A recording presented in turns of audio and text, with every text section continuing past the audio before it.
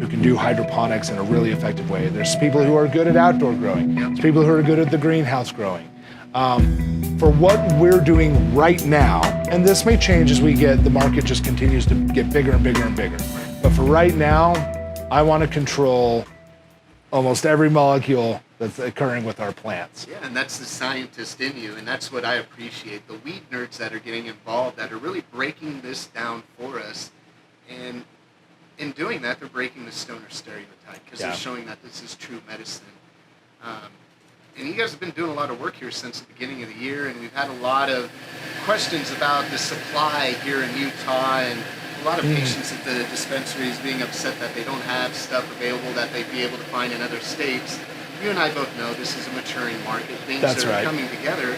But coming out here and knowing what you have planned in the future, you're one of the few growers that are actually participating in this game right now. That's right. And so when patients are complaining about supply and demand, they shouldn't be looking at the people that are actually playing in the game.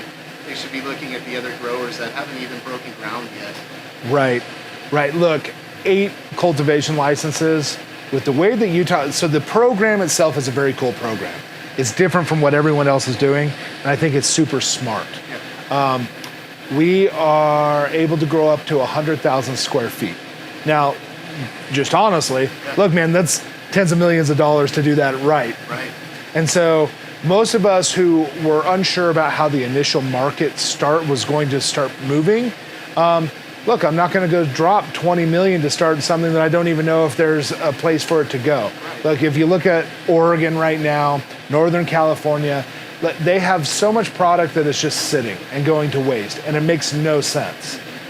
On the reverse side, we have probably underthought how many people were going to respond so quickly, right? And I think that's happened with several growers, meaning that they thought that the market wouldn't be big enough to support everybody jumping in whole hog and trying to grow more. And so we're all growing and learning from that. So having said that, 8 growers with 100,000 square feet is more cannabis than Utah will use in a very, very long time. Give us some time. One of the strategies that we're using right now is we have already figured, based on the projected use, that our permanent facility is not going to be sufficient. So we're already starting on phase 2 of the next facility. And that we hope will be done by the end of the year. So that we're going to take that, additional 12,000 feet, turn into 24,000 feet. And we'll just keep iterating. If the demand is there, we'll keep growing it.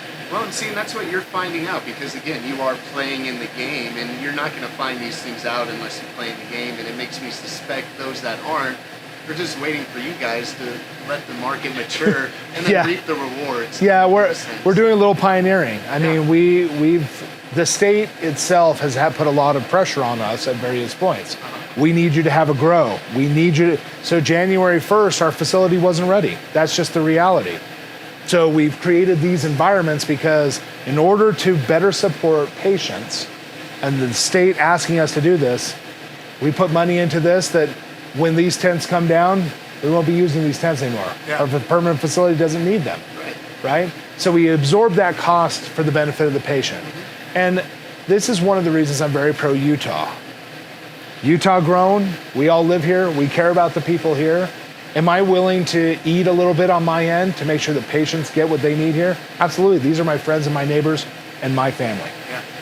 Same with the self-baked community too, And that's why we're happy that we get to come out and talk with you. And there's a lot of questions on the street of when you're going to have some new product come out and where it's going to be available.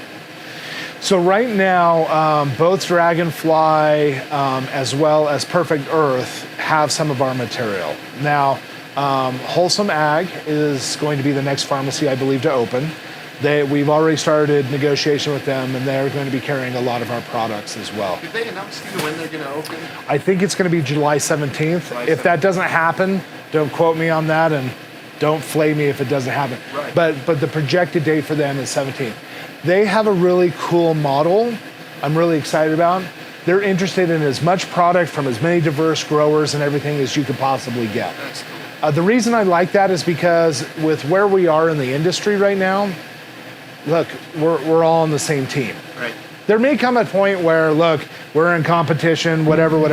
But right now, it's about getting product to market and getting product that's good, beneficial, good for patients. That's the game that we're playing. And I think we have a different niche. That means we don't necessarily have to be in competition with anyone ever.